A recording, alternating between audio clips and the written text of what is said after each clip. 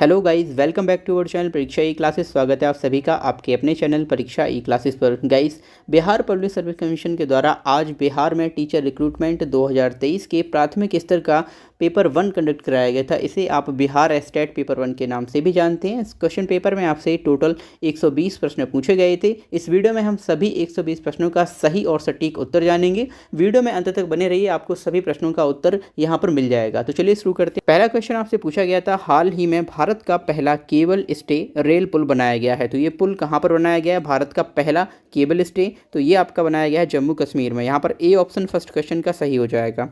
अगला क्वेश्चन है question number second. यहाँ आपसे पूछा गया है, भारत का पहला अर्धचालक यानी सेमीकंडक्टर निर्माण हेतु जो प्लांट है वो किस राज्य में स्थापित किया जाएगा? तो देखिए, जो भारत का पहला सेमीकंडक्टर प्लांट है वो आपका स्थापित किया जाएगा गुजरात में। ठीक है, तो ये आपका गुजरात यहाँ पर सी ऑप्शन है, ये करेक्ट हो जाएगा क्वेश्चन नंबर 2 का। अगला क्वेश्चन देखिए क्वेश्चन नंबर 3। क्वेश्चन नंबर 3 पूछा गया है, 1917 में चंपारण सत्याग्रह के दौरान भारत में गांधी के जीवन पर पहले ज्ञात प्रयास के पीछे कौन था? तो इस प्रश्न का जो सही उत्तर होगा वो ऑप्शन नंबर बी होगा। यहाँ पर एच.एस. पोलक है, वो इस प्रश्न का सही जवाब हो जाएगा। अगला क्वेश्चन देखिए क्वेश्चन नंबर 4। क्वेश्चन नंबर 4 में आपसे पूछा गया है, निम्नलिखित में से कौन सा देश हाल ही में गठित I2U2 ग्रुपिंग का सदस्य है? तो देखिए, आप सभी जानते हैं I2U2 इस ग्रुप में 4 कंट्री मिलकर इस ग्रुप को बना रहे हैं, जिसमें इंडिया है और इजराइल है, यूएसए है और यूएई शामिल है। इस तरह से टोटल 4 देश इस ग्रुप के सदस्य हैं। तो इस प्रश्न का जो सही उत्तर होगा उपयुक्त में से एक से अधिक, क्योंकि यहाँ पर ये तीनों ही ये सही हो जाएगा। अगला क्वेश्चन देखेंगे क्वेश्चन नंबर 5। 17 मार्च 2023 को अंतर्राष्ट्रीय आपराधिक न्यायालय अंतर्राष्ट्रीय क्रिमिनल कोर्ट ने किसके विरुद्ध गिरफ्तारी वारंट जारी किया है? तो क्वेश्चन नंबर 5 का यहाँ पर जो करेक्ट ऑप्शन होगा ऑप्शन नंबर सी होगा। व्लादिमीर पुतिन, रूसी राष्ट्रपति व्लादिमीर पुतिन पर यह आरोप है कि इन्होंने यूक्रेन पर हमला किया है। इस कारण से आईसीसी के द्वारा इन पर गिरफ्तारी वारंट जारी किया गया है। तो क्वेश्चन नंबर 5 का सी ऑप्शन करेक्ट हो जाएगा। क्वेश्चन नंबर 6 देखेंगे, तृतीय भारत प्रशांत द्वीपीय सहयोग मंच FIPIC शिखर सम्मेलन आयोजित हुआ था। तो ये जो शिखर सम्मेलन है, थर्ड भारत प्रशांत द्वीपीय सहयोग मंच, ये कहाँ पर आयोजित किया गया है? तो इस क्वेश्चन का जो सही उत्तर ऑप्शन नंबर सी हो जाएगा। क्वेश्चन नंबर 7 देखिए, यहाँ आपसे पूछा गया है, रॉबर्ट विल्सन किस शहर के पहले अश्वेत न्यायाधीश नियुक्त किए गए हैं? तो इस क्वेश्चन का सही आंसर होगा ऑप्शन नंबर ए। तो देखिए, जो रॉबर्ट विल्सन है वो न्यूयॉर्क के पहले अश्वेत न्यायाधीश नियुक्त किए गए हैं। क्वेश्चन नंबर 7 का ए ऑप्शन करेक्ट होगा। क्वेश्चन नंबर 8 आपसे पूछा गया है, निम्नलिखित में से किस देश की संसदीय समिति ने हाल ही में सिफारिश की है कि भारत को नाटो प्लस समूह का सदस्य बनाया जाना चाहिए? तो इस क्वेश्चन का जो सही आंसर है वो ऑप्शन नंबर बी हो जाएगा। यूएसए की संसदीय समिति के द्वारा ये सिफारिश की गई है कि भारत को नाटो प्लस समूह का हिस्सा बनाया जाना चाहिए। क्वेश्चन नंबर 8 का बी ऑप्शन करेक्ट होगा। क्वेश्चन नंबर 9 देखिएगा, क्वेश्चन नंबर 9 आपसे पूछा गया है, अंतर्राष्ट्रीय बुकर पुरस्कार 2023 ये किसे दिया गया है? तो देखिए, Aravind Adiga, Margaret Atwood, Georgi Gospodinov को, या उपयुक्त में से एक से अधिक, या उपयुक्त में से कोई नहीं। तो इस प्रश्न का सही उत्तर है ऑप्शन नंबर सी, जॉर्जी गॉस्पोडिनोव को अंतर्राष्ट्रीय बुकर पुरस्कार 2023 दिया गया है। क्वेश्चन नंबर 9 का सी ऑप्शन करेक्ट हो जाएगा। क्वेश्चन नंबर 10 देखिएगा, यहाँ आपसे पूछा गया है, ट्विटर के नए मुख्य कार्यकारी अधिकारी यानी CEO कौन है? तो देखिए, पराग अग्रवाल को तो हटाया गया था CEO के पद से। अब यहाँ पर हम बात करें कि वर्तमान में जो ट्विटर के नए कार्यकारी अधिकारी CEO कौन है, तो ये हैं आपकी लिंडा याकारिनो। देखिए, जब एलन मस्क इसको खरीदा था ट्विटर को, तो उसके बाद इन्होंने सबसे पहला काम जो किया था वो पराग अग्रवाल को CEO के पद से हटाया था। पराग अग्रवाल को हटाने के बाद पहले ये स्वयं CEO बने थे ट्विटर के, इसके बाद लिंडा याकारिनो को ट्विटर का नया CEO नियुक्त किया था। क्वेश्चन नंबर 10 का बी ऑप्शन करेक्ट होगा। क्वेश्चन नंबर 11, भारत की 2011 की जनगणना के अनुसार बिहार की कुल महिला साक्षरता दर क्या थी? ऑप्शंस यहाँ पर दिए हुए हैं। तो देखिए, पहला ऑप्शन है 53.57%, ये भी नहीं है। सेकंड है 63.68%, थर्ड है 52.89%, ये तीनों ही ऑप्शन यहाँ पर गलत हैं। तो इसमें से जो सही ऑप्शन रहेगा, अब बढ़ते हैं क्वेश्चन नंबर 12 की ओर। ये आपसे पूछा गया है, सुभद्रा देवी जिनको 2023 में पद्मश्री पुरस्कार से नवाजा गया है, ये किस लिए जानी जाती हैं? क्या ये पेपर मैसी कलाकार हैं, या फिर अंतरिक्ष वैज्ञानिक हैं, वास्तुविद हैं, या उपयुक्त में से कोई नहीं, या उपयुक्त में से एक से अधिक हैं? तो देखिए, जो सुभद्रा देवी हैं जिन्हें 2023 में पद्मश्री पुरस्कार दिया गया था, ये पेपर मैसी कलाकार के रूप में जानी जाती हैं। क्वेश्चन नंबर 12 का ए ऑप्शन करेक्ट होगा। अगला क्वेश्चन देखिए, क्वेश्चन नंबर 13, भारत की संसद के नए भवन के प्रभारी वास्तुकार का नाम क्या है? तो देखिए, अनूप राय, पद्मश्री बिमल पटेल, अरुण गोयल, उपरोक्त में से एक से अधिक या उपरोक्त में से कोई नहीं। तो देखिए, भारत का जो नया संसद है उसके डिज़ाइनर का नाम यहाँ पर पूछा गया है, वास्तुकार कौन है? तो इस प्रश्न का सही उत्तर है पद्मश्री बिमल पटेल जी। क्वेश्चन नंबर 13 का बी ऑप्शन करेक्ट हो जाएगा। क्वेश्चन नंबर 14 में आपसे पूछा गया है, केवल संविधान सभा के सदस्यों के चुनाव में भाग लेने वाले भारत की वयस्क आबादी के मतदाताओं का प्रभावी प्रतिशत क्या था? तो देखिए, संविधान सभा की टाइम की बात चल रही है, तो यहाँ पर परसेंट जो था वो आपसे पूछा गया है, तो इसका सही आंसर होगा उपयुक्त में से कोई नहीं। ठीक है, क्योंकि ये परसेंटेज जो भी यहाँ दिया हुआ है ये सही नहीं है। क्वेश्चन नंबर 14 का ई करेक्ट हो जाएगा। बात करते हैं क्वेश्चन नंबर 15 की। किस राज्य ने अप्रैल 2023 में ट्रांसजेंडर समुदाय को ओबीसी का दर्जा दिया है? तो इस प्रश्न का सही उत्तर होगा option number B, Madhya Pradesh राज्य ने अप्रैल 2023 में ही ट्रांसजेंडर कैटेगरी को ओबीसी का दर्जा प्रदान किया है। बढ़ते हैं अगले क्वेश्चन की ओर। क्वेश्चन नंबर 16 आपसे पूछा गया है, मोहम्मद बिन तुगलक के शासनकाल में भारत आए प्रसिद्ध मुस्लिम खोजकर्ता इब्न बतूता किस देश के निवासी थे? ये क्वेश्चन काफ़ी ज़्यादा रिपीटेड है, कई सारे एग्जाम्स में ये क्वेश्चन पूछा गया है। तो इस प्रश्न का जो सही उत्तर है, मोहम्मद बिन तुगलक निवासी थे मोरक्को के। 16 का बी ऑप्शन करेक्ट हो जाएगा। क्वेश्चन नंबर 17 देखते हैं, भूकंप के संबंध में निम्नलिखित में से कौन सा कथन सत्य है? तो यहाँ पर आपको सत्य कथन बताना है। ऑप्शन आपके दिए हुए हैं, जानवरों के व्यवहार का अध्ययन स्थानीय लोगों द्वारा अपनाई गई भूकंप की भविष्यवाणी के तरीकों में से एक है। दूसरा, धरातल पर उद्गम केंद्र के ऊपर के स्थान को अधिकेंद्र कहते हैं। तीसरा, पी तरंगे अनुपस्थित तरंगे हैं। तो यहाँ पर जो आपका सही आंसर जाएगा वो रहेगा ऑप्शन नंबर डी, क्योंकि ए, बी और सी तीनों का ही अध्ययन करके हम भूकंप के संबंध में पता लगाते हैं। 17 का डी ऑप्शन यहाँ पर करेक्ट हो जाएगा। क्वेश्चन नंबर 18 देखते हैं, निम्नलिखित में से कौन सा कथन उत्तरी अमेरिका महाद्वीप की लेक सुपीरियर के संबंध में सत्य है? तो इस प्रश्न का उत्तर देखिएगा, पहला ऑप्शन है, यह दोनों देशों के मध्य लगभग 1700 किलोमीटर लंबी सीमा बनाती है। दूसरा है, यह कनाडा और यूएसए के मध्य भौगोलिक सीमा बनाती है।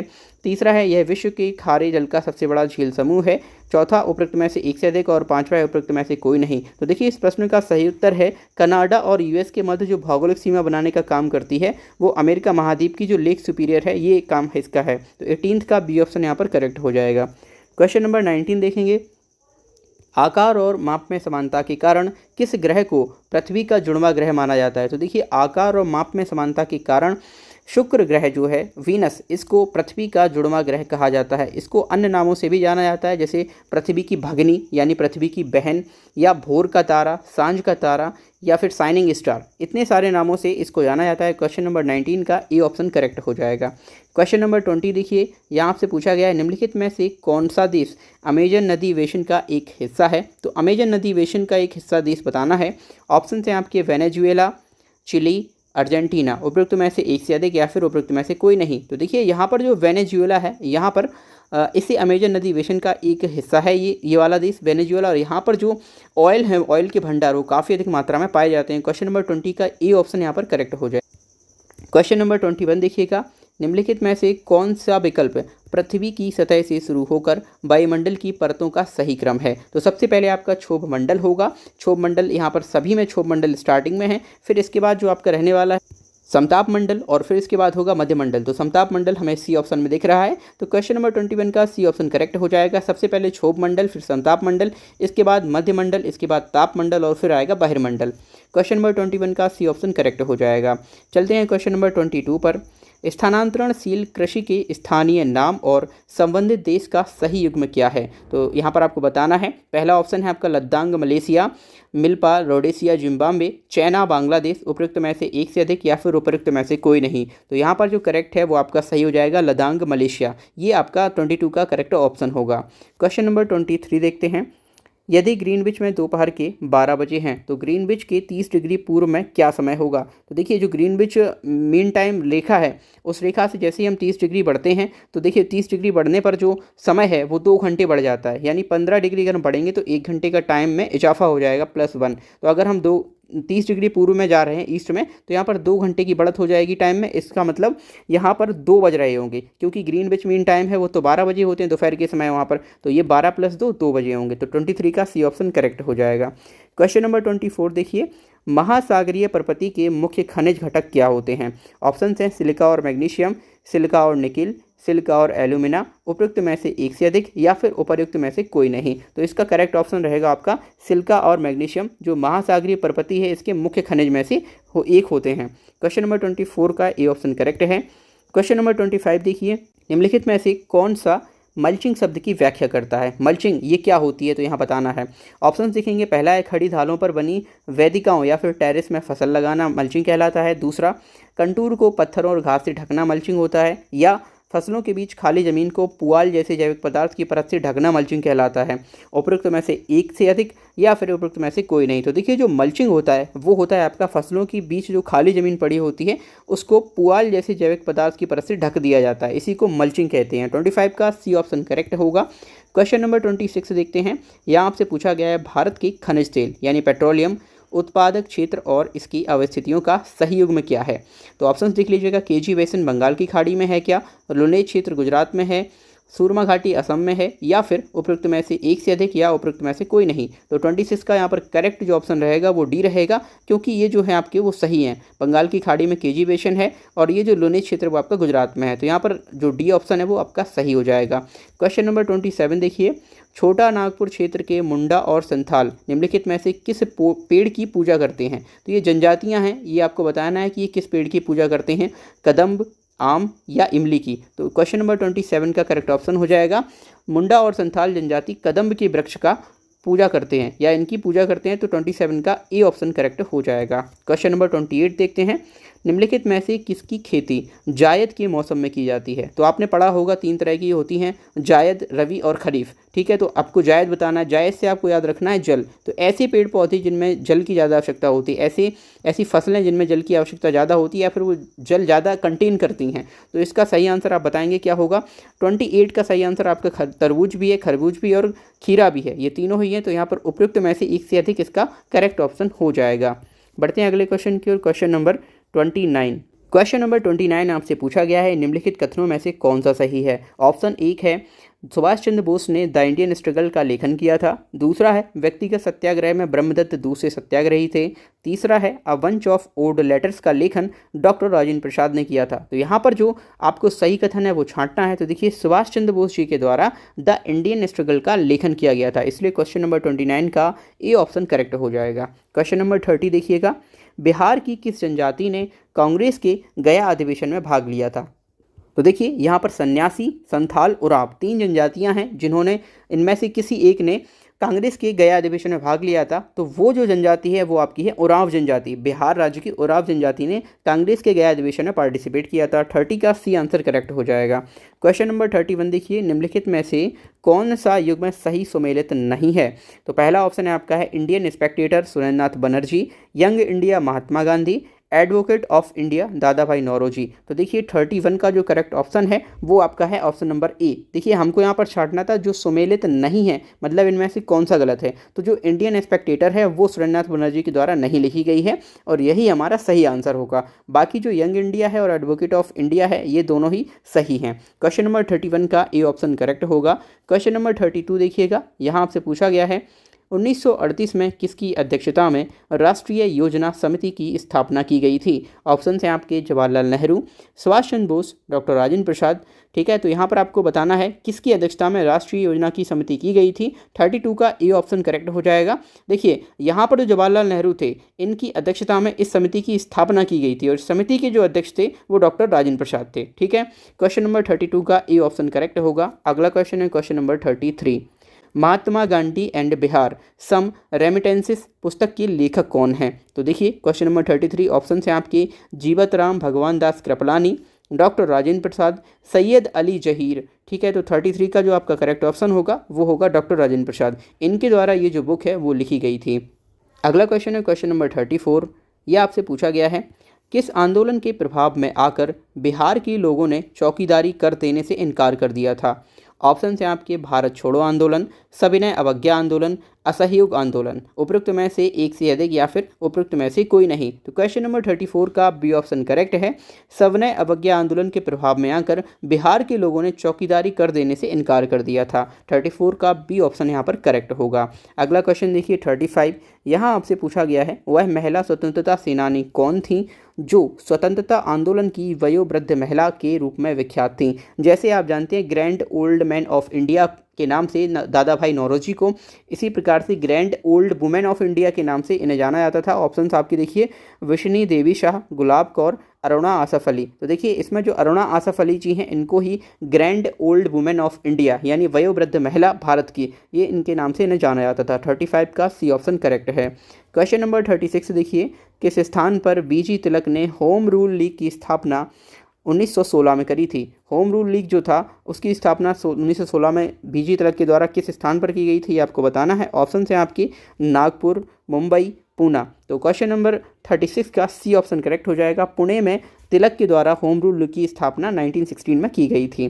क्वेश्चन नंबर 37 देखिएगा, हुंकार हिंदी साप्ताहिक पत्रिका के प्रकाशन से कौन संबंधित थे। ऑप्शन हैं आपकी सहजानंद सरस्वती, राहुल सांकृत्यायन, यमुना कारजी। तो देखिए जो हुंकार साप्ताहिक पत्रिका थी इसके प्रकाशन से संबंध रखते थे सहजानंद सरस्वती जी। 37 का ए ऑप्शन करेक्ट हो जाएगा। क्वेश्चन नंबर 38 देखिएगा, इसमें आपसे पूछा गया है किस अंग्रेज सैन्य अधिकारी या जनरल ने झांसी की रानी को यह कहते हुए श्रद्धांजलि दी थी कि यहाँ वह औरत सोई हुई है जो विद्रोहियों में एकमात्र मर्द थी। तो इस क्वेश्चन का जो सही आंसर है वो देखेंगे, ऑप्शन आपका है हडसन, कैंपेबेल या फिर ह्यूरोज। तो जो जनरल ह्यूरोज थे इस वक्तव्य को कहा गया था जनरल ह्यूरोज के द्वारा। 38 का सी ऑप्शन यहाँ पर करेक्ट हो जाएगा। क्वेश्चन नंबर 39 देखिए, जवाहरलाल नेहरू की अस्थाई सरकार में श्रम मंत्री कौन थे। तो जब इंटरिम गवर्नमेंट बनाई गई थी, अंतरिम सरकार संविधान सभा के द्वारा, तो उस समय पे श्रम मंत्री के पद पर कौन तैनात थे। तो ये जो है सही आंसर इसका हो जाएगा Jagjivan Ram ji. Option number A 39 का करेक्ट आंसर होगा। क्वेश्चन नंबर 40 देखिएगा, 1918 की किस महीने में चंपारण कृषि कानून या चंपारण एग्रेरियन एक्ट यूरोपियन नील वागान के स्वामी के विरुद्ध पारित हुआ था। तो देखिए क्वेश्चन नंबर 40 ऑप्शन है आपका नवंबर, मई और फरवरी। तो इस प्रश्न का सही आंसर होगा नवंबर के किसी डेट में ये जो एक्ट है वो पारित हुआ था। क्वेश्चन नंबर 40 का ए ऑप्शन करेक्ट हो जाएगा।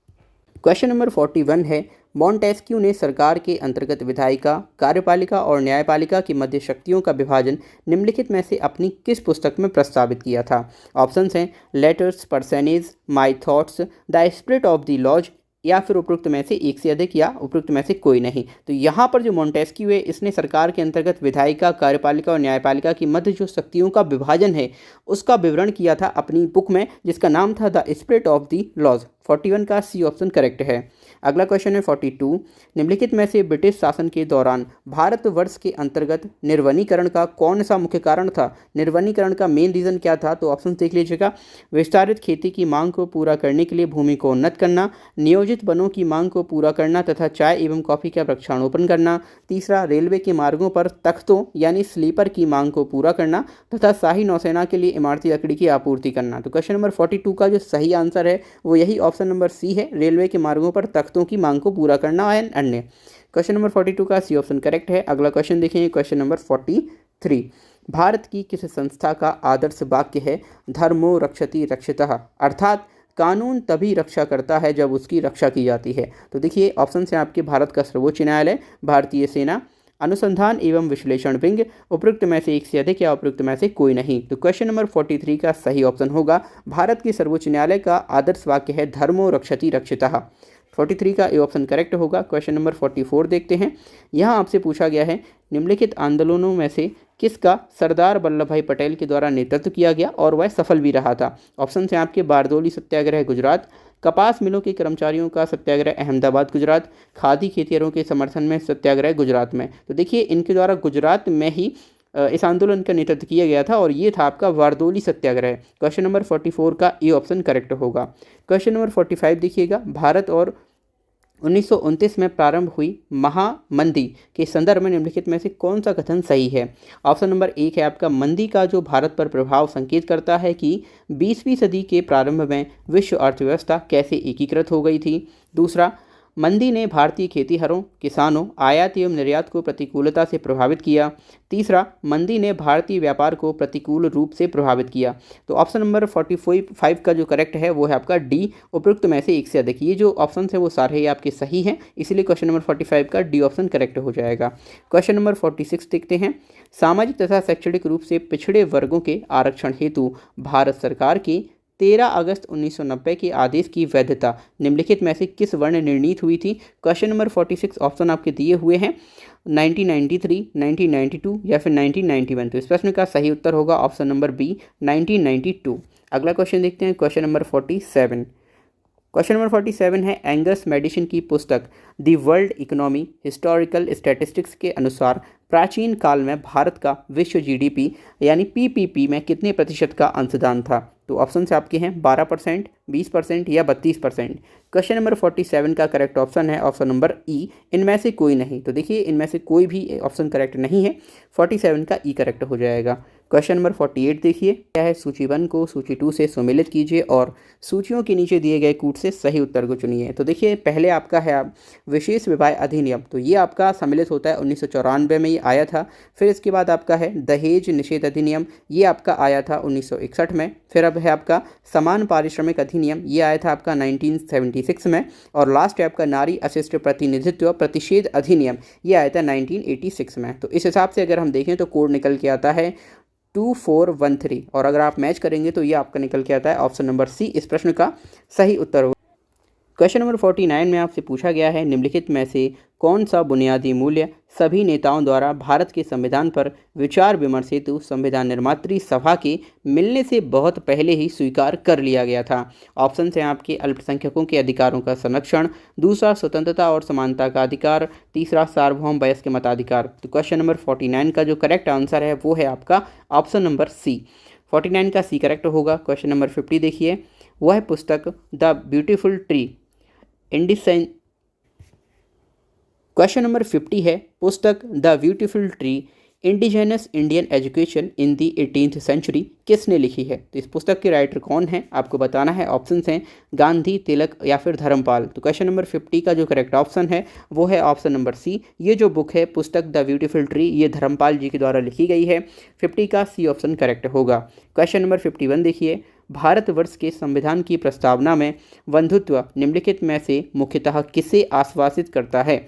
ऑप्शन नागरिकों के न्याय, उनकी स्वतंत्रता एवं समानता, देश की एकता एवं अखंडता, व्यक्ति की गरिमा, उपयुक्त में से एक से अधिक या फिर उपयुक्त में से कोई नहीं। तो क्वेश्चन नंबर 51 का डी ऑप्शन करेक्ट होगा, उपयुक्त में से एक से अधिक, क्योंकि ये तीनों ही ऑप्शन यहाँ पर सही हैं। 51 का डी ऑप्शन करेक्ट हो जाएगा।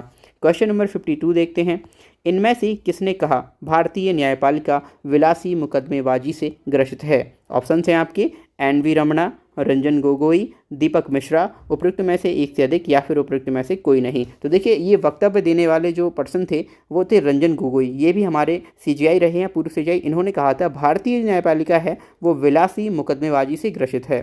52 का बी ऑप्शन करेक्ट हो जाएगा। क्वेश्चन नंबर 53, इसमें अगेन आपको सूची को मिलाना है। यहाँ पर नारों के नाम दिए हैं और संबंधित राजनीतिक दल या राजनेता का नाम दिया है। पहला यहाँ पर है गरीबी हटाओ नारा, ये दिया गया था इंदिरा गांधी के द्वारा, कांग्रेस के द्वारा, ठीक है। फिर इसके बाद है आपका लोकतंत्र बचाओ, ये दिया गया था जनता दल के द्वारा।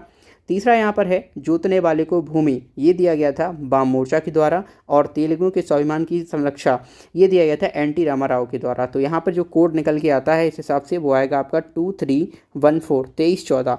इस ऑप्शन में देख लीजिएगा, ये निकल के आता है ऑप्शन नंबर बी आपका सही आंसर हो जाएगा इस क्वेश्चन का।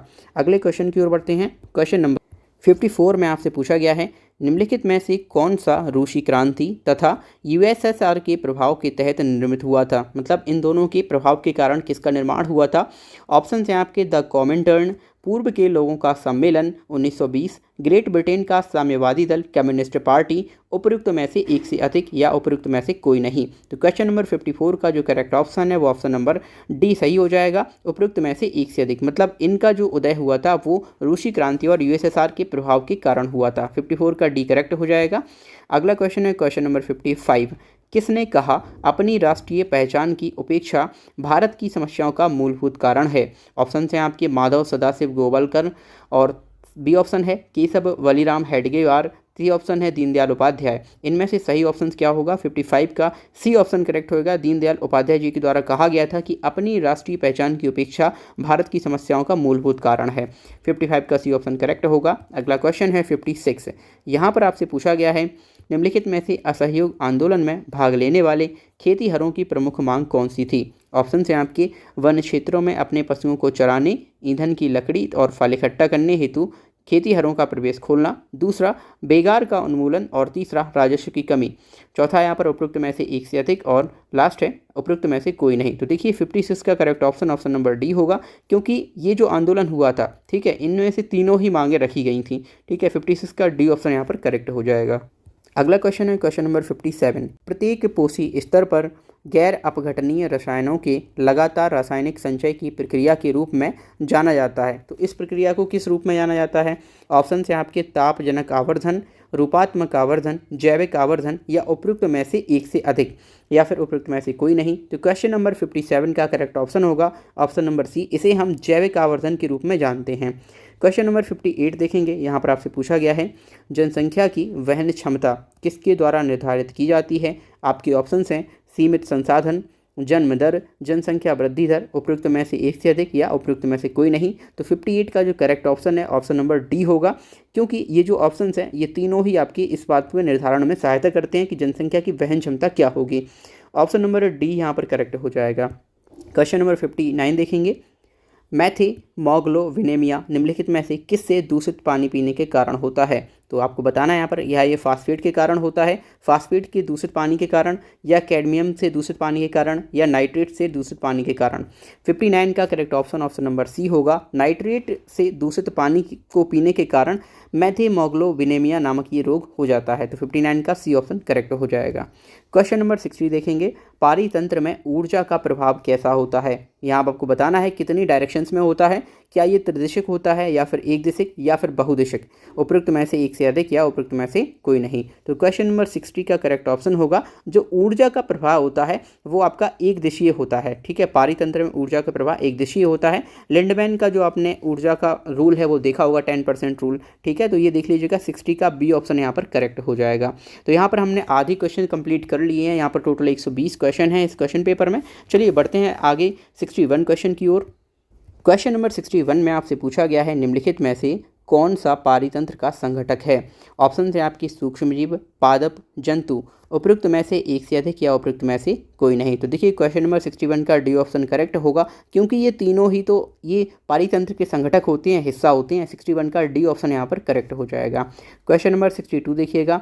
निम्नलिखित में से कौन सी गैस लैंडफिल से उत्पन्न होती है? तो लैंडफिल से उत्पन्न होने वाली गैस आपको बताना है। ऑप्शन हैं आपके तरल petroleum gas, methane, sulphur dioxide, उपयुक्त में से एक से अधिक या उपयुक्त में से कोई नहीं। तो देखिए लैंडफिल के कारण जो उत्पन्न होने वाली गैस है वो आपकी होती है मीथेन। सड़े गले पदार्थ जहाँ पर भी होते हैं वहाँ आपको ये मीथेन और लैंडफिल के कारण भी यही गैस उत्पन्न होती है। 62 का बी ऑप्शन करेक्ट होगा। क्वेश्चन नंबर 63 दिया हुआ है। निम्नलिखित में से कौन जंगल में आहार श्रृंखला का प्रतिनिधित्व करता है? इसका मतलब जो आहार श्रृंखला होती है उसके टॉप पर कौन बैठा होता है ये आपको बताना है। ये आपकी आहार श्रृंखला है, टॉप पर रहने वाला कौन है, क्रम से आपको बताना है। ठीक है, क्या पहले पादप और खरपतवार और फिर मछली होता है, या पहले पादप मेढक या सांप होता है, या फिर पादप हिरण या फिर शेर होता है? उपयुक्त में से एक से अधिक या उपयुक्त में से कोई नहीं। तो देखिए सबसे पहले क्या होगा, पादप। पादप को क्या खाएगी? हिरण खाएगी। और हिरण को कौन खाएगा? शेर खाएगा। तो यहाँ पर जो टॉप पे बैठा है ना वो बैठा है शेर बैठा हुआ है। ठीक है, क्वेश्चन नंबर 63 का सी ऑप्शन करेक्ट होगा। अगला क्वेश्चन है क्वेश्चन नंबर 64। पर्यावरण में प्लास्टिक डैश की क्रिया द्वारा विघटित नहीं होगा? किस क्रिया के द्वारा जो पर्यावरण में उपस्थित प्लास्टिक है वो विघटित नहीं होगा? ऑप्शन हैं आपकी परजीवी, मृतोपजीवी या फिर जीवाणु। उपयुक्त में से एक से अधिक या उपयुक्त में से कोई नहीं। तो क्वेश्चन नंबर 64 का करेक्ट ऑप्शन डी होगा। परजीवी, मृतोपजीवी और जीवाणु इन तीनों की ही क्रिया के द्वारा जो प्लास्टिक होता है वो विघटित नहीं होता है, इसीलिए प्लास्टिक बैन को यहाँ पर कहा जाता है। 64 का डी ऑप्शन करेक्ट हो जाएगा। क्वेश्चन नंबर 65 देखेंगे। ऊर्जा के स्रोत जो कार्बन उत्सर्जन में वृद्धि नहीं करते हैं में शामिल हैं? ऑप्शंस नाभिकीय ऊर्जा संयंत्र, पवन चक्कियाँ, सौर सेल। मतलब आपको वो बताना है कि जो कार्बन के उत्सर्जन में वृद्धि नहीं करते हैं वो आपको बताना है। नाभिकीय ऊर्जा संयंत्र, पवन चक्कियाँ, सौर सेल या उपरोक्त में से एक से अधिक। तो 65 का यहाँ पर ऑप्शन डी आपका वो करेक्ट है। देखिए पवन चक्की और सौर सेल इनसे कोई भी कार्बन एमिशन नहीं होता है, लेकिन नाभिकीय ऊर्जा संयंत्र से कभी कभी कार्बन जो है वो निकलता है। तो लेकिन हम 2 को लेकर चलेंगे फिर भी उपरोक्त में से एक से अधिक हो जाएगा। तो 65 का यहाँ पर डी ऑप्शन आपका सही हो जाएगा। क्वेश्चन नंबर 66 देखिएगा, आहार श्रृंखला में शाखान्वित श्रृंखला को क्या कहा जाता है? जो श्रृंखला होती है आहार श्रृंखला में, उसमें जो शाखान्वित श्रृंखला है उसको क्या कहते हैं? ऑप्शन देखिएगा, आहार जाल, आहार स्तर, आहार तंत्र, उपरोक्त में से एक से अधिक या उपरोक्त में से कोई नहीं। तो देखिए जो आहार श्रृंखला में शाखान्वित श्रृंखला होती है उसको हम आहार जाल, जिसे फूड वेब के नाम से भी जानते हैं, इंग्लिश में इसको कहते हैं फूड वेब। ठीक है, तो क्वेश्चन नंबर 66 का ए ऑप्शन करेक्ट हो जाएगा। अगला क्वेश्चन देखेंगे, क्वेश्चन नंबर 67।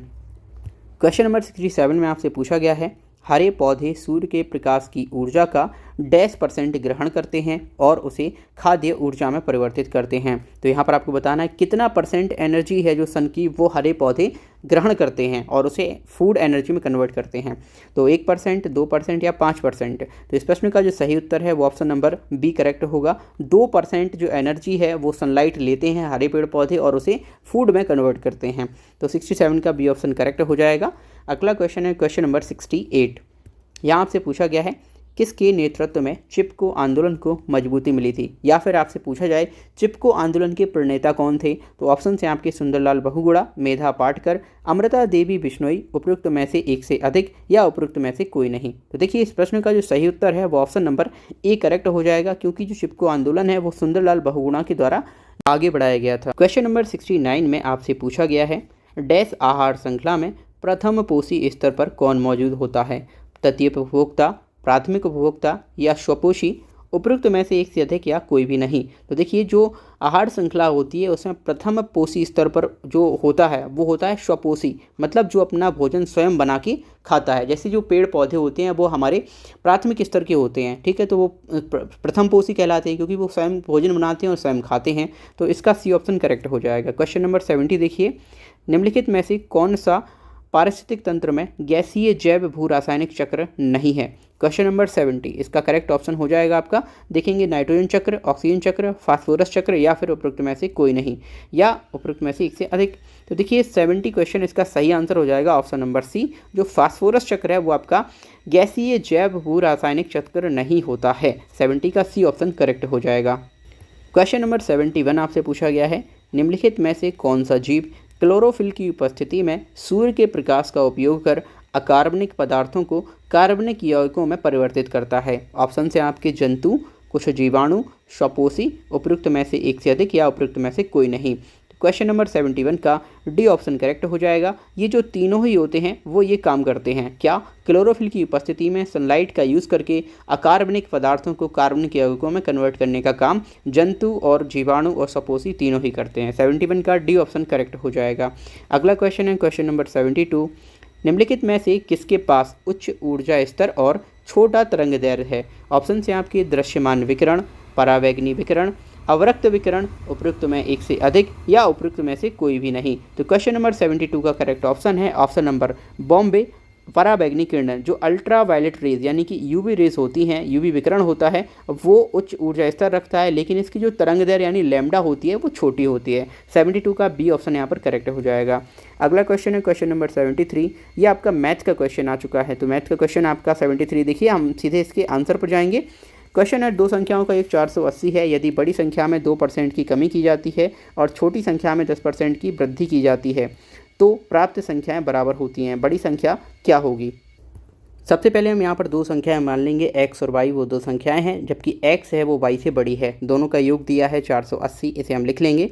अब इसमें 2% की कमी की जाती है बड़ी संख्या में, तो x × 98/100 कर दिया, जबकि y में अगर हम 10% की वृद्धि करते हैं मतलब कि 110/100, इसे कैंसिल कर देंगे तो ये आपस में संख्याएँ बराबर हो जाती हैं। सेकेंड शर्त ये थी हमारी। अब इसे हम सॉल्व करेंगे तो x/y की जो वैल्यू आएगी वो आएगी 55/49। ये दोनों संख्याएँ सामने निकल के आ गई हैं। अगर हम इनको जोड़ देते हैं तो वही हमारे 480 यानी टोटल के बराबर होगा। बराबर करके हम बराबर कर देंगे, 1 की वैल्यू यहाँ पर 480/104 आएगी। हमको बड़ी संख्या चाहिए जो कि है हमारी 55, तो यहाँ पर 55 से मल्टीप्लाई कर देंगे बोथ साइड। मल्टीप्लाई करने के बाद हमारे पास जो नंबर आएगा वो होगा 3300/13। तो यहाँ पर जो बी ऑप्शन है 73 का, ये इसका सही आंसर हो जाएगा।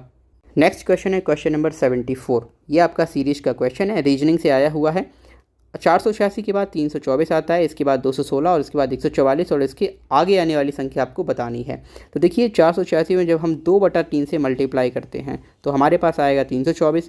जब इसमें हम मल्टीप्लाई करेंगे अगेन 2/3 से तो ये निकलेगा 216 और इसमें जब हम 2/3 से मल्टीप्लाई करेंगे तो ये निकल के आएगा 144 और जब हम 144 में 2/3 से मल्टीप्लाई करेंगे तो ये निकल के आएगा 96। 74 का सी ऑप्शन यहाँ पर करेक्ट हो जाएगा। अगला क्वेश्चन है क्वेश्चन नंबर 75। अगेन ये सीरीज का ही क्वेश्चन है।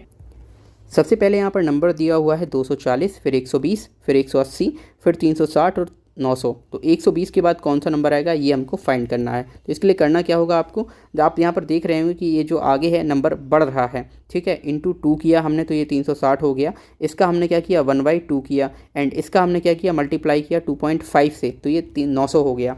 तो हमें करना क्या होगा 120 जब आया है हाफ का मल्टीप्लाई करने पर तो हम 120 में 1 का मल्टीप्लाई करेंगे तो क्या आएगा 120 ही आएगा। फिर जब हम 120 में 1.5 से मल्टीप्लाई करेंगे तो हमारे पास 180 निकल के आएगा। तो यहाँ पर जो क्वेश्चन मार्क है उसकी जगह पर जो आंसर आएगा वो आपका आएगा सी ऑप्शन 120। अगला क्वेश्चन देखिए क्वेश्चन नंबर 76।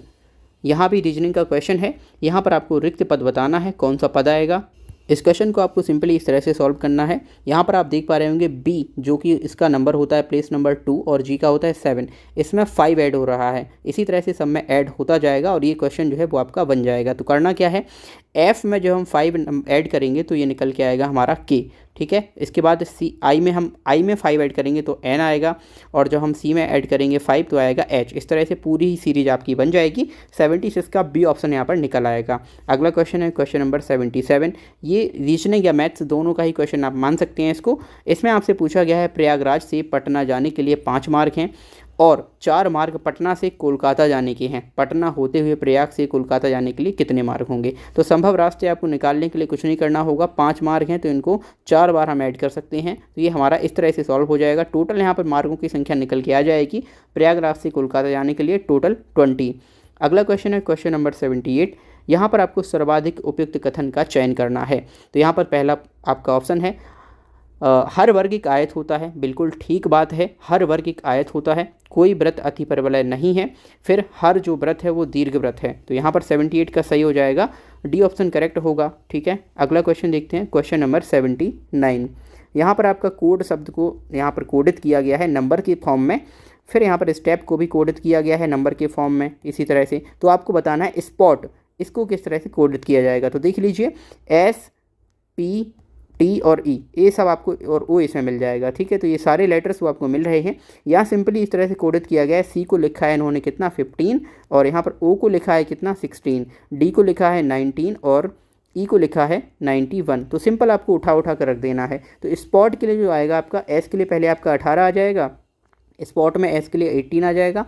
फिर जब पी के लिए देखेंगे तो पी के लिए निकल के आएगा ये आपका 22, ठीक है। तो 18 के बाद 22 हो गया। इसके बाद ओ के लिए जो निकल के आएगा वो 16 है, ठीक है। फिर यहाँ पर टी के लिए निकल के आएगा, टी के लिए होगा आपका 76, ठीक। फिर यहाँ पर देखेंगे अगला ई के लिए निकल के आएगा कोड आपका 91। तो इसे आप मैच कर लीजिएगा, ये आपका मिल जाएगा ऑप्शन नंबर बी में। 79 का बी करेक्ट हो जाएगा। क्वेश्चन नंबर 80 देखते हैं। क्वेश्चन नंबर 80 दिया हुआ है एक वृत्त का क्षेत्रफल 40 पाई आर स्क्वायर है। वृत्त की त्रिज्या के बराबर भुजाओं वाले वर्ग का क्षेत्रफल क्या होगा। तो देखिए यहाँ पर दिया हुआ है वृत्त का क्षेत्रफल जिसका फॉर्मूला होता है पाई आर स्क्वायर बराबर, ये हमें दिया है 40 पाई स्क्वायर। तो पाई से हम एक पावर कैंसिल कर दें तो यहाँ पर निकल के आएगा आर स्क्वायर बराबर 40 पाई। अब देखिए एक हमने वर्ग बनाया और ये जो वर्ग है इसकी भुजा, वर्ग मान के रखिए इसको, इसकी भुजा वृत्त की त्रिज्या के बराबर है जो कि आर होती है। तो आर इंटू आर ही तो ये वृत्त आर इंटू आर ही तो वर्ग का क्षेत्रफल होता है जो कि आपको दिया है कितना 40 पाई। तो यहाँ पर क्वेश्चन नंबर 80 का ए ऑप्शन करेक्ट हो जाएगा। अगला क्वेश्चन देखते हैं क्वेश्चन नंबर 81। ये दिया हुआ है समूह में निम्नलिखित में से भिन्न को चुनिए। तो देखिए ये एग्जामिनर के माइंड पे भी ये क्वेश्चन नंबर 81 दिया हुआ है समूह में भिन्न को चुनिए। ये रीजनिंग का है। पुस्तक, कागज, पेंसिल, पेन और रबड़। यहाँ पर सोचने का नज़रिया सबका अलग अलग हो सकता है। मैंने क्या सोचा है यहाँ पर उस हिसाब से मैं आपको इसका आंसर देने वाला हूँ। देखिए पुस्तक, कागज, पेंसिल और पेन, इनसे हम पढ़ते और लिखते हैं, लेकिन जो रबड़ होता है वो बिगाड़ने का काम करता है, मतलब मिटाने का काम करता है। तो 81 का ए ऑप्शन मेरे अकॉर्डिंग सही है। बढ़ते हैं क्वेश्चन नंबर 82 की ओर। यहाँ पर आपसे पूछा गया है अंग्रेजी वर्णमाला में यदि हम ए को 1 लिखते हैं, ठीक है, अगर हम डी को 2 लिखते हैं और पी को 4 लिखते हैं, तो निम्नलिखित में से कौन सा जो अक्षर है वो 3 को दर्शाएगा। तो यहाँ पर आप देखेंगे ए को क्या लिखा है, इन्होंने 1 लिखा। अब देखिएगा 1 का जो स्क्वायर रूट होता है वो कितना होता है, 1 ही होता है। अब हम बात करें अगर यहाँ पर डी को कितना लिख रहे हैं, 4 लिख रहे हैं, जबकि डी का जो प्लेस वैल्यू होता है वो 4 होता है। 4 का स्क्वायर रूट इन्होंने लिखा है तो 2 आ गया। अगेन पी का जो स्क्वायर रूट लिखा है वो भी यहाँ पर 4 लिखा है, क्योंकि इसकी जो प्लेस वैल्यू 16 होती है। तो यहाँ पर हमें एक ऐसा अंक देखना है, जैसे 3 इन्होंने लिखा है तो 3 का स्क्वायर क्या होगा, 9। अब 9 किसका होता है, तो ये होता है आई का, ठीक है। तो यहाँ पर आई जो है वो दर्शाएगा 3 को। 82 का बी ऑप्शन करेक्ट हो जाएगा। अगला क्वेश्चन देखेंगे, क्वेश्चन नंबर 83। दो संख्याएं दी हुई हैं जो कि 21 और 10 के अनुपात में हैं। यदि इनका जो मासा है वो 11 है तो संख्याओं का योग क्या होगा। देखिए किसी भी दो संख्याओं का जो मासा दिया होता है तो वो उनका कॉमन होता है। अगर हमें संख्याएं निकालनी है तो संख्याएं निकालने के लिए सिंपली हम मासा से उन संख्याओं के अनुपात में मल्टीप्लाई कर देते हैं।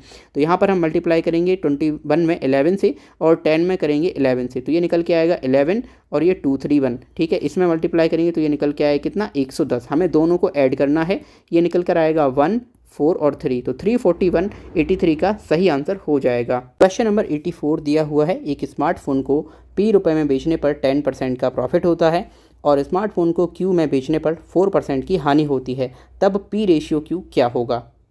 तो चलिए देखिए इसे ऐसे सॉल्व करेंगे। अगर हम P रुपए में बेचते हैं तो यहाँ पर हमें क्या होगा, 10% प्रॉफिट होगा। जो प्रॉफिट होता है वो CP पर होता है, तो CP इंटू 110/100 यानी 0 0 कैंसिल और CP बराबर क्या निकल के आएगा, 10/11P, ठीक है। अब अगर हम स्मार्टफोन को Q रुपए में बेचेंगे तो हमें 4% का लॉस होगा। अगेन लॉस हमारा किस पे आएगा, लॉस तो हमेशा CP पे ही होता है, प्रॉफिट एंड लॉस। तो 4% का लॉस हो रहा है, इसका मतलब 96%/100 ये हो जाएगा, ठीक है। परसेंट को रिमूव कर दीजिए, इसे आप कैंसिल आउट कीजिएंगे तो ये आएगा आपका 24/25।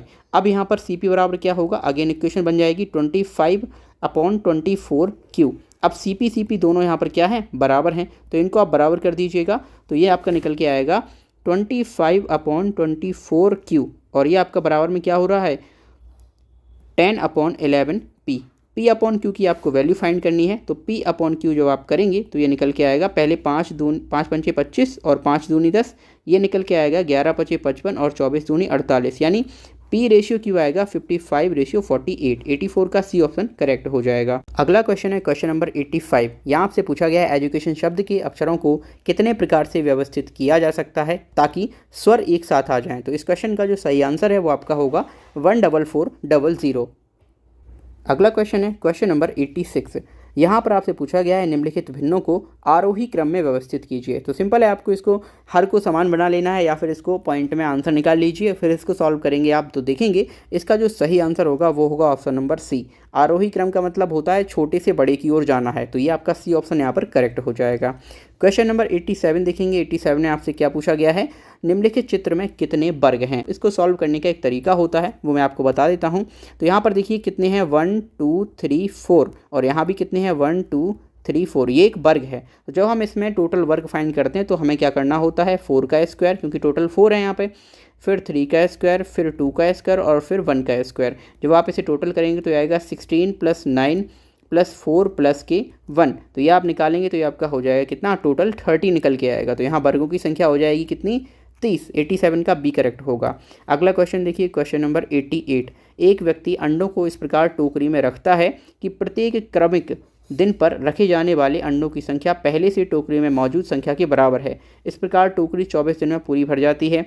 कितने दिनों बाद टोकरी 1/4 भरी थी। तो देखो इस प्रश्न को सॉल्व करने में थोड़ा सा टाइम लग सकता है, लेकिन मैं आपको यहाँ पर इसका सही आंसर बता देता हूँ। तो ये चौथाई जब भरी थी 1/4, तो वो दिन था हमारा 22वां दिन। 22 दिनों के बाद टोकरी 1/4 भर चुकी थी। क्वेश्चन नंबर 89 है, एक फर्नीचर विक्रेता को 30 कुर्सियों के बेचने पर 6 कुर्सियों के विक्रय मूल्य के बराबर हानि होती है, तो उसकी प्रतिशत हानि क्या होगी। तो इस क्वेश्चन को हम सॉल्व करेंगे कुछ इस तरह से।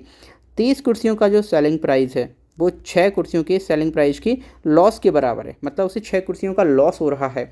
अगर ये लॉस ना होता तो उसको टोटल कितने मिलते, 36 कुर्सियों का प्रॉफिट आ जाता उसके पास, लेकिन उसको 6 का लॉस हो रहा है कितने पर, 36 पर, और परसेंट है तो यहाँ पर 100 हो जाएगा। प्रॉफिट यहाँ पर लॉस फाइंड करना है तो 6 बार जाएगा और 100/6 बराबर क्या आ जाएगा, 16 होल 2/3। तो इस प्रश्न का ए ऑप्शन करेक्ट हो जाएगा। अगला क्वेश्चन देखेंगे, क्वेश्चन नंबर 90। 2 अंकों की एक संख्या के अंकों का गुणनफल 36 है। यदि संख्या में 45 घटा दिया जाए तो अंक आपस में बदल जाते हैं, संख्या क्या होगी। सबसे पहले हम यहाँ पर संख्या मान लेंगे, तो ये संख्या होगी XY, ठीक है। अब यहाँ पर लिखा हुआ है कि इसके अंकों का गुणनफल 36 है, तो x × y बराबर हो जाएगा 36। यदि संख्या में से 45 घटा दिया जाए, तो जब हम संख्या में से 45 घटा देंगे तो ये लिखा जाएगा 10x + y - 45। तो इस संख्या के जो अंक हैं वो आपस में बदल जाते हैं। कैसे, तो ये हो जाएगा हमारा 10y + x, ये संख्या बन जाएगी हमारी yx, और हम इसको इस तरह से लिखेंगे। फिर इसको सॉल्व करेंगे तो x जो है हमारा वो इस साइड आ जाएगा, तो ये होगा 9x - 9y बराबर 45, और यहाँ पर x - y बराबर आ जाएगा 5। अब देखिए 5 किस कंडीशन में आएगा, जब हम x बराबर 9 रखेंगे और y बराबर क्या रखेंगे, 4। तो संख्या अगर हमें निकालनी है, हमने मानी थी उसको XY, तो क्या हमारी संख्या XY का मतलब 94 है, तो हाँ ये सही आंसर है। लेकिन ऑप्शंस में ये आंसर नहीं दिया हुआ है, तो हमारा जो आंसर है वो ई हो जाएगा, उपयुक्त में से कोई भी संख्या नहीं होगी। अगला क्वेश्चन है क्वेश्चन नंबर 91। अब यहाँ पर देखिए, अगर a + b + c बराबर 0 दिया हुआ है तो हमें a² / bc + b² / ca + c² / ab का मान फाइंड करना है। देखिए इस प्रश्न का जो सही उत्तर 91 का वो निकल के आएगा ऑप्शन नंबर ए। अगला क्वेश्चन है क्वेश्चन नंबर 92। यहाँ आपसे पूछा गया है, यदि 4 की पावर x + 1 + 4 की पावर 1 - x बराबर 10 है तो इसका आंसर क्या होगा, यानी इसका हल क्या होगा। तो इसके 2 मान निकल के आएंगे x के, एक तो +½ आएगा और दूसरा आएगा -½ क्वेश्चन नंबर 92 का जो करेक्ट आंसर है वो ऑप्शन नंबर डी हो जाएगा। भाज्य बराबर भाजक गुणे भागफल प्लस शेषफल, इसके सॉल्व करेंगे आप तो आपका जो आंसर निकल के आएगा x - 2, वो फंक्शन रहने वाला है, gx ये फंक्शन है। क्वेश्चन नंबर 94 देखिएगा, एक खिलौना एक शंकु के आकार का है जो 7 सेंटीमीटर व्यास वाले एक अर्धगोले पर चढ़ा है। खिलौने की कुल ऊंचाई हमारी 14.5 सेंटीमीटर है, तो खिलौने का आयतन क्या होगा। सिंपल सा आपको यहाँ पर फॉर्मूला लगाना है, खिलौना बना लीजिए, आपका खिलौना है, ठीक है, ये उसका आकृति है, तो यहाँ पर 2 फार्मूले ऐड होकर लगेंगे। आयतन जो होगा, सबसे पहले हम शंकु का लगाएंगे तो ये हो जाएगा πRL, और अर्धगोला नीचे है तो इसका आ जाएगा क्या, 2/3 πRQ, ठीक है। इसको आप सॉल्व कर लेंगे। देखिए h आपको दी हुई है टोटल, ये जो टोटल है वो h है, तो ठीक है, इसे आप सॉल्व करेंगे और आपका आंसर जो निकल के आया है क्वेश्चन नंबर 94 का, ये होगा ई, यानी इनमें से कोई नहीं। तो इसको सॉल्व कर लीजिए, आंसर आपका इनमें से कोई मैच नहीं करेगा। यहाँ पर कुछ लोग हैं जो किसी गेम्स में भाग लेते हैं, 320 लोग हैं वो रमी में भाग लेते हैं, 350 लोग तंबोला में भाग लेते हैं और 220 दोनों में भाग लेते हैं। तब हमको बताना है कि इस क्लब में टोटल कितने सदस्य हैं। यहाँ पर आपको रमी और तंबोला में भाग लेने वाले दोनों कैंडिडेट्स को ऐड करना है। 320 + 350 ये रमी में भाग लेते हैं और ये लेते हैं तंबोला में, इनको हम ऐड करेंगे और इनकी ऐड से यानी जो निकल के आएगा 670, उसमें से दोनों में भाग लेने वाले कैंडिडेट्स की संख्या घटा देंगे जो कि है 220, तो यहाँ आंसर निकल के आएगा 450 और इस क्वेश्चन का सही आंसर होगा 450। अगला क्वेश्चन है क्वेश्चन नंबर 96। 2 वर्ष पहले एक ही आयु वर्षों के व्युत्क्रम में अब से 2 वर्ष बाद उसकी आयु के व्युत्क्रम का योग 2/3 है, तो एक ही वर्तमान आयु क्या होगी। सिंपल है, एज वाला क्वेश्चन है, इसे आप सॉल्व कीजिए, आपका आंसर जो आएगा वो आएगा 4 वर्ष, वर्तमान आयु 4 वर्ष आएगी। क्वेश्चन नंबर 97 देखिएगा, यहाँ आपसे पूछा गया है, ये भी क्वेश्चन अधूरा दिया है, फिर भी देखते हैं इसको कैसे हल करेंगे। तो आपको यहाँ पर सिंपली दिया हुआ है इक्वेशन 2, x - ky = 2, दूसरी 3x + 2y = -5। आप सभी जानते हैं अल्फ़ा एंड बीटा, इनको लेकर आप जो समीकरण के हल हैं वो निकाल सकते हैं। 3 तरह के हल होते हैं, एक तो अकेला हल होगा, एक तो कोई हल नहीं होगा, एक अनंत हल यानी कई सारे हल होंगे, ठीक है, इसे आप निकाल लीजिएगा। अगला क्वेश्चन देखते हैं। देखिए इस क्वेश्चन का सही आंसर भी देख लीजिएगा, ये है आपका डी ऑप्शन, उपयुक्त में से एक से अधिक, मतलब ऑब्वियसली इसके अनंत हल आएंगे, तो इसलिए आंसर आ रहा है आपका डी। अगला क्वेश्चन है क्वेश्चन नंबर 98। एक वृत्त की त्रिज्या 14 सेंटीमीटर है और एक त्रिज्यखंड यानी सेक्टर का क्षेत्रफल 102.7 सेंटीमीटर स्क्वायर है, तो त्रिज्यखंड का कोण क्या होगा। केंद्रीय कोण फाइंड करना है। त्रिज्यखंड के क्षेत्रफल का सूत्र होता है पाई आर स्क्वायर थीटा बराबर जो भी त्रिज्यखंड का क्षेत्रफल दिया हुआ है, तो इसके बराबर में आपको रख देना है। सिंपल है आपका 22/7, आर हमारा 14 है तो 14 का स्क्वायर हो जाएगा 196, ये हो जाएगा आपका 196 इंटू थीटा दिया हुआ है और ये आपका एरिया है 102.7। देखिए इसको आपको सॉल्व करना है, जो आपका थीटा यानी एंगल निकल के आएगा वो हो जाएगा 60 डिग्री। ठीक है, 98 का बी ऑप्शन यहाँ पर करेक्ट हो जाएगा। अगला क्वेश्चन है क्वेश्चन नंबर 99। 15,625 का 16% वार्षिक ब्याज की दर से 9 माह का चक्रवृद्धि ब्याज कितना होगा। तो देखिए यहाँ पर 9 माह यानी तिमाही में दिया है, जबकि जो ब्याज हमारा है वो तिमाही दे है। आप सभी जानते हैं एक वर्ष में 4 तिमाही होती हैं, तो जो आपकी रेट बन जाएगी कितनी हो जाएगी 16% अपॉन 4 यानी कि 4% आपकी रेट हो जाएगी। तिमाही कितनी है 4 तिमाही होती हैं, तो 9 माह में कितनी तिमाही हो गई, हमारा टाइम कितना हो गया, तो 3 तिमाही आ जाएंगी। अब आपको सिंपली इसे सॉल्व कर लेना है। अब आप इसमें दोनों फार्मूला यानी कोई भी लगा सकते हैं। A = P 1 + R/100 की पावर n, ये वाला जो फार्मूला है वो भी यहाँ पर लगा सकते हैं। ठीक है, n बराबर आपको 3 रखना है, r बराबर 4। इस क्वेश्चन का जो सही आंसर है वो निकल के आएगा आपका 1951। ठीक है, क्वेश्चन नंबर 100 दिया हुआ है, यदि समीकरण 3kx² - 25kx + k + 8 = 0 है, इसके मूलों का गुणनफल 3 है, तो k क्या होगा। सबसे पहले आपको क्या करना है, इसे सार्वत्रिक जो हमारी यूनिवर्सल इक्वेशन होती है समीकरण की, उसको हम लिख लेंगे ax² + bx + c। यहाँ से हम a b c की वैल्यू फाइंड कर लेंगे, फिर हम मूलों का गुणनफल निकालेंगे। मूलों का गुणनफल क्या होता है, अल्फा इंटू बीटा, जो कि होता है c/a। c/a क्या हो जाएगा, k + 8/a कितना 3 बराबर कितना दिया है 3 दिया है। k की वैल्यू फाइंड करनी है, तो k की वैल्यू कितनी आ जाएगी 9 - 8 = 1। तो यहाँ पर सी ऑप्शन 100 का करेक्ट हो जाएगा। अगला क्वेश्चन देखेंगे क्वेश्चन नंबर 101। यहाँ पर आपको फाइंड करनी है log 32 बेस √2। तो इसका मान क्या होगा, इसे आप सॉल्व कीजिए, इसका जो वैल्यू निकल के आएगा वो होगा 10। अगर यहाँ पर बेस जो है √2 नहीं होता तो आंसर आपका आ जाता 5।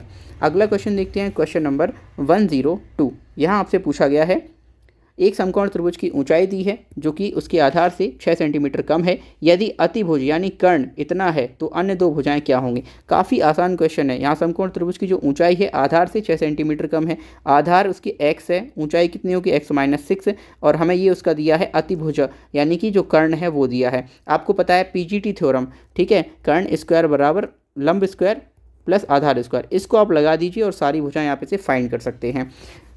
अब इस क्वेश्चन के अनुसार इस जो 102 क्वेश्चन है इसका आंसर है वो इसमें नहीं आएगा, जो भी आप भुजाएं निकालेंगे वो इसमें नहीं है, तो क्वेश्चन नंबर 102 का आंसर ई हो जाएगा। अगला क्वेश्चन देखते हैं क्वेश्चन नंबर 103। यहाँ पर हमें x की वैल्यू फाइंड करनी है। x की वैल्यू फाइंड करने के लिए आप सिंपली दोनों का पक्षों का स्क्वायर भी कर सकते हैं और यहाँ पर तुलना करेंगे तो जो आपके पास निकल के आएगा x की वैल्यू आएगी वो आएगी 1। 103 का सी ऑप्शन यहाँ पर करेक्ट हो जाएगा। अगला क्वेश्चन है 104। किसी धातु के एक ठोस गोले की जो त्रिज्या है वो 3 सेंटीमीटर है, इसे 4 मिलीमीटर व्यास का कितना लंबा तार खींचा जा सकता है। तो आयतन में कोई परिवर्तन नहीं होगा, धातु का एक गोला है, गोले का आयतन क्या होता है 4/3 पाई और r³ r कितना है हमारा 3, तो ये हो जाएगा 3 की पावर 3 इक्वल, इसे हम 4 mm व्यास की लंबी तार में खींच रहे हैं। अब ये सारी कैलकुलेशन हमारी किस में चल रही है सेंटीमीटर में, जबकि 1 सेंटीमीटर बराबर कितना होता है 10 mm होता है, 10 mm। तो हम इसे 4 mm को हम कन्वर्ट कर सकते हैं। ये व्यास है जो हमें त्रिज्या की ज़रूरत होगी क्योंकि हम इसको खींच रहे हैं, तो ये हमारा क्या बनेगा बेलन बनेगा पाई r²h। अब r कितनी होगी, r हमारी हो जाएगी 2/10, ठीक है, r², इसका हो जाएगा स्क्वायर, और हाइट हमको फाइंड करनी है कितना लंबा तार खींचना है, तो इसे हम ऐसे फाइंड कर सकते हैं। पाई से पाई आप कैंसिल कर दीजिए और यहाँ पर क्या हो जाएगा 4 और 3 की एक पावर कैंसिल, तो ये हो जाएगा 3² बराबर 2 का क्या हो जाएगा 4, 10 का हो जाएगा 100 इंटू हाइट हो जाएगी h। 4 से 4 कैंसिल आउट हो गया और h बराबर क्या हो गया 900 सेंटीमीटर में आएगा, तो यहाँ पर हाइट क्या आ जाएगी आपकी 9 मीटर लंबा तार खींच सकते हैं। 104 का बी ऑप्शन यहाँ पर करेक्ट हो जाएगा। अगला क्वेश्चन देखेंगे, क्वेश्चन नंबर है आपका 105। निम्नलिखित में से किसका pH 7 से अधिक है। तो यहाँ पर आपका सही ऑप्शन जो होगा सिरका, रक्त प्लाज्मा, गैस्ट्रिक जूस, उपयुक्त में से एक से अधिक या उपयुक्त में से कोई नहीं। तो देखिए 7 से अधिक जो pH होगा वो आपका रक्त प्लाज्मा का होता है, लगभग 7.4 के आसपास होता है, ठीक है, तो 105 का बी ऑप्शन करेक्ट हो जाएगा। अगला क्वेश्चन 106 है, एक सामान्य नेत्र लेंस की नाविक दूरी कितनी होती है लगभग। तो ये वही है जो हमारी दृष्टि होती है उसकी न्यूनतम और अधिकतम दूरी बताना है, तो न्यूनतम कितनी होती है 25 सेंटीमीटर, और अगर हम मैक्सिमम की बात करें तो ये होती है हमारी इनफाइनाइट, ठीक है, तो यहाँ पर 106 का बी ऑप्शन करेक्ट हो जाएगा। अगला क्वेश्चन देखेंगे क्वेश्चन नंबर 107। शुष्क बुझे हुए चूने पर क्लोरीन गैस की क्रिया कराने पर कौन सा पदार्थ बनता है? जब भी हम बुझे हुए चूने पर क्लोरीन गैस डालते हैं तो यहाँ पर जो पदार्थ बनता है वो आपका होता है विरंजक चूर्ण। ठीक है, क्वेश्चन नंबर 107 का बी ऑप्शन करेक्ट हो जाएगा। अगला क्वेश्चन 108 है। यहाँ पर देखिए पूछा गया है आपसे, माता पिता से संतति में लक्षणों के पहुंचाने की प्रक्रिया को क्या कहते हैं? किस प्रक्रिया के द्वारा माता पिता के लक्षण संतानों में पहुंचते हैं? तो ये कहलाता है आपका आनुवांशिकता, जेनेटिक्स। ठीक है, तो यहाँ पर 108 का बी ऑप्शन करेक्ट हो जाएगा। अगला क्वेश्चन है क्वेश्चन नंबर 109। ओम के नियम के सत्यापन के लिए क्या ध्यान रखने वाली बात है? तो ऑप्शंस देख लीजिए। एमीटर को समांतर क्रम में और वोल्टमीटर को श्रेणी क्रम में जोड़ा जाना चाहिए। दूसरा है आपका एमीटर को श्रेणी क्रम में और वोल्टमीटर को समांतर क्रम में जोड़ा जाना चाहिए। थर्ड है एमीटर और वोल्टमीटर को श्रेणी क्रम में जोड़ा जाना चाहिए। एंड फोर्थ है उपरोक्त में से एक से अधिक। एंड 5 है इनमें से कोई नहीं। तो जब भी हमें ओम का नियम सत्यापित करना होता है तो इसके लिए ज़रूरी बात यह है कि जो हमारा एमीटर है वो श्रेणी क्रम में जुड़ा हो, वोल्टमीटर समांतर क्रम में जुड़ा हो, तब हम ओम के नियम का सत्यापन कर सकते हैं। 109 का बी ऑप्शन करेक्ट होगा। अगला क्वेश्चन है क्वेश्चन नंबर 110। यहाँ आपसे पूछा गया है, लोहे के बुरादे में तनु HCl यानी तनु हाइड्रोक्लोरिक अम्ल डालने पर क्या होगा? ऑप्शन हैं, कोई प्रतिक्रिया नहीं होती है। दूसरा है क्लोरीन गैस और आयरन हाइड्रोक्साइड बनते हैं। थर्ड है हाइड्रोजन गैस और आयरन क्लोराइड का उत्पादन होता है।